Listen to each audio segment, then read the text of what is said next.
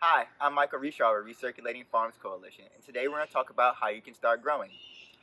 Growing helps you get outside, be more active, get closer to nature, can even provide an income, and helps you provide food for your family and your community. And no, you don't need a yard to start growing at home. So when starting your home garden, there are a few things that you need to think about. Plants need a few essential things to make sure that they grow properly: sunlight, water, carbon dioxide, nutrients, and pollination. First, we're going to start talking about sunlight. When you're starting your home garden, you need to put your garden in the place where there's the most sunlight available. This can be on a window ledge, patio outside, in your bedroom, in the kitchen, wherever the most sun is available, that's where you should put them. Plants need at least 3 to 6 hours of direct sunlight to make sure that they grow properly. As you can see on our farm, we have places where there's sun in the day, and then there's not so much sun during the day. Next, we're going to talk about water. Water is essential for your plants. Luckily, down here in Louisiana, we get lots and lots of rain, but sometimes we have stretches of days or weeks where we don't get any water at all. And that means you must have a plan to keep your plants watered. Here we do a lot of hand watering. My favorite tool is this watering wand. It allows me to easily water at the base of my plants, which is the best way to water. And if you have hanging plants at your home, it allows you to reach up high without having to get on step stools or overreach. There's also hand nozzles that go on your normal garden hoses, and you can also use automatic methods like drip tape or drip lines. These are tubes that have holes poked in them and slowly drip water at the base of your plants. You can be even more hands-off with this approach by including a timer. This timer will help save water by turning your drip line off and on during specific points of the day and making sure that your plants never get thirsty. Now we're going to talk about nutrients. Nutrients come from whatever media that you're growing in. This can be soil, water, or rocks if you're using an alternative growing system, but we'll talk about those media forms later. Right now, we're going to dive into soil.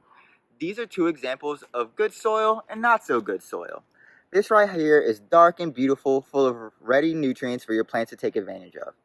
This soil is not broken down as much, and your plants really can't take advantage of the components that are in there. See how it's not really broken down? You can help your soil break down by including worms or helping feed the beneficial microbes that break down your soil and release the nutrients for your plants to absorb. If you're buying your soil from a reputable distributor like a hardware store or our favorite local distributor, Smelly's Dirt Farm, you don't really have to worry about having contaminants in your soil. But if you're growing at home directly into the ground or maybe digging up soil from another location, you should definitely get it tested for any contaminants that could be left there from microplastics, lead pipes, or old construction. So to do that, all you need to do is get you a soil test box from LSU Ag Center. This soil test box will allow you to get 3 soil samples. It'll let you know about contaminants and what nutrients are missing from your soil. Once you know what's going on with your soil, you can then make decisions on what amendments you need to add to get your soil up and running so you can have a fruitful season. Some of the things you may see listed on your report are nitrogen, phosphorus, potassium, calcium, magnesium, and there's even more. You can do some research online to find out what naturally occurring amendments can help fix your soil. Here at our community farm, we like to use bone meal, cotton meal, blood meal, worm tea, compost tea, and mulch. When we're choosing a fertilizer, we make sure to look at the letters NPK and the numbers below them. This lets you know what levels of nitrogen, phosphorus, and potassium are in the fertilizer. These are the most important nutrients that your plant needs. Now we're going to talk about carbon dioxide. Did you know that plants and humans have a beneficial relationship? When we breathe in oxygen, we expel carbon dioxide. Plants breathe in carbon dioxide and expel oxygen. They use this carbon dioxide to create energy. The more plants that we have, the cleaner air that we have. So they not only provide food and green space, they also make better air quality for everyone. Now we're going to talk about pollination. Pollination is extremely important.